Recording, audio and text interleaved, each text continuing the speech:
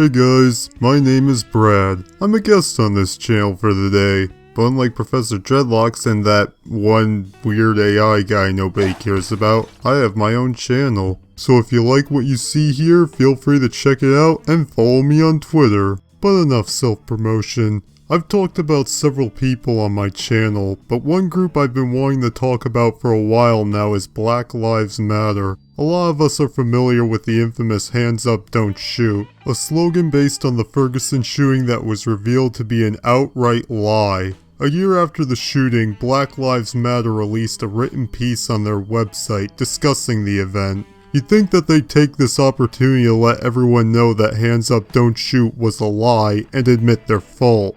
And while they do acknowledge what the Department of Justice has released about the event, get this, they still maintain that the shooting was unjustified.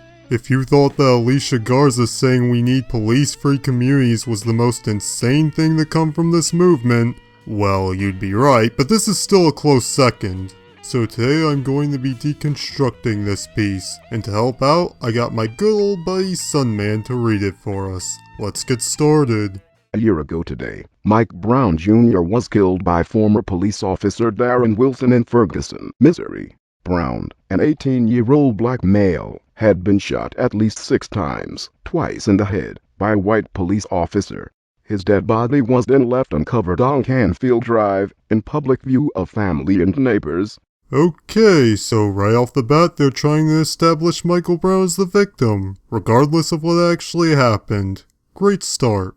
The scene was nightmarish. This critical moment in contemporary United States history was not a beautiful beginning.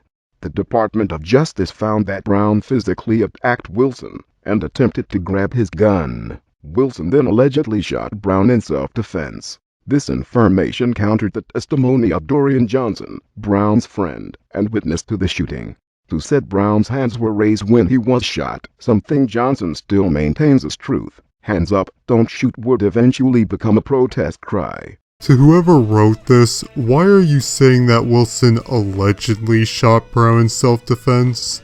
The part where they state that Dorian Johnson still maintains that Michael Brown had his hands up gives the impression that you want people to still believe this. If you're going to try and defend Michael Brown despite what he was doing at the time, at least be willing to concede about what he was doing at the time.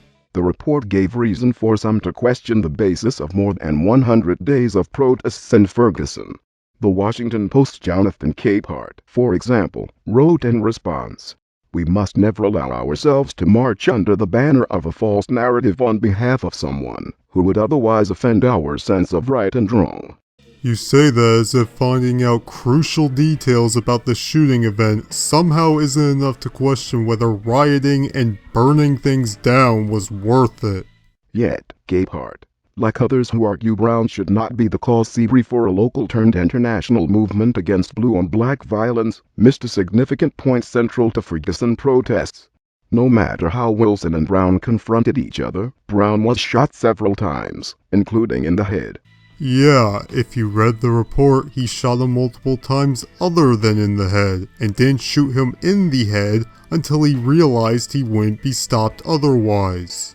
He was not wrestled to the ground or tasered. In a matter of seconds, Brown was viewed expendable enough to shoot and kill. Several problems here. First, the wrestle to the ground argument. If you had done your research, you'd know that Michael Brown was 289 pounds at the time, and Wilson was 210, and Brown was charging right at him.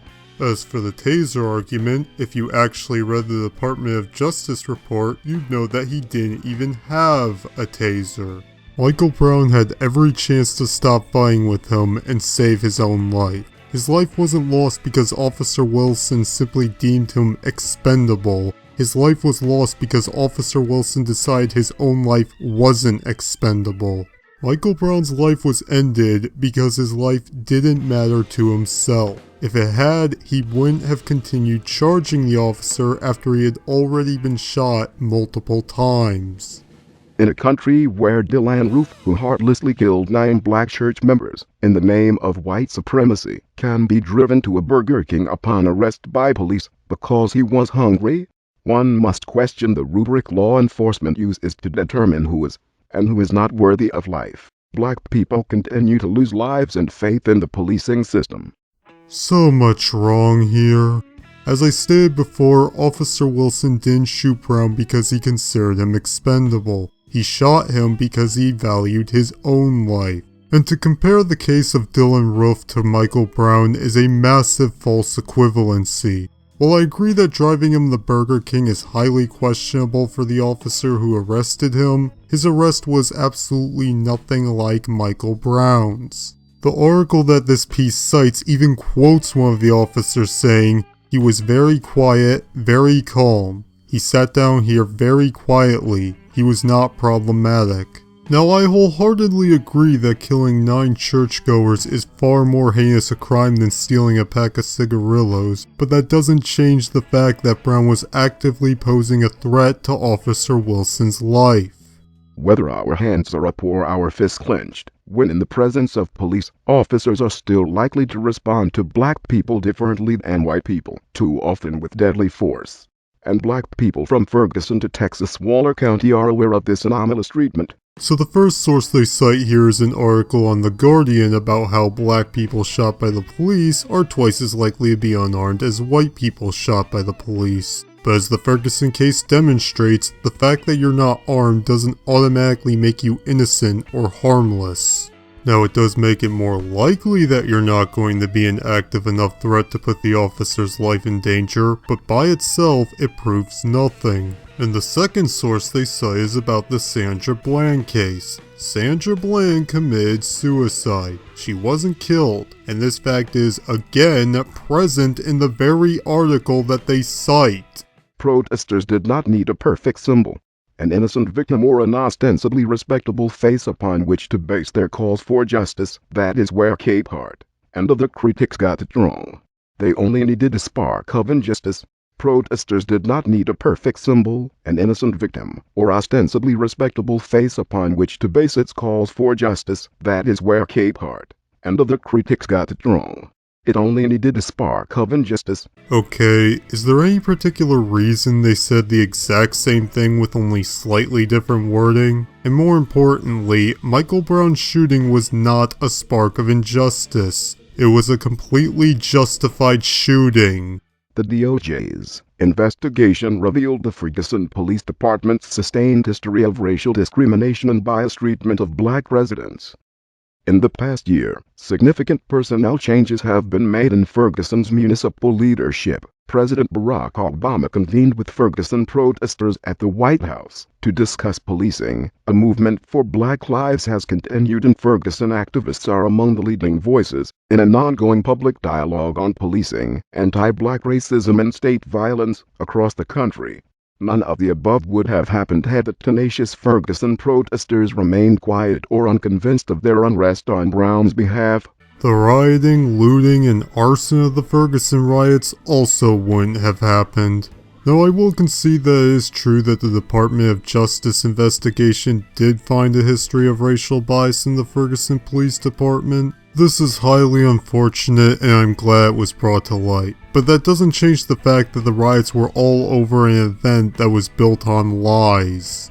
The protesters in Ferguson saw themselves in Brown, potential victims or shooting targets of officers like Wilson, who served in a police department where anti-black animus was the standard. Honestly, if you just can't resist reaching for an officer's gun and charging at him, then I'm not going to feel sorry for you if you're shot. Michael Brown was shot in self-defense, and this erroneous claim that he was shot due to racism needs to stop.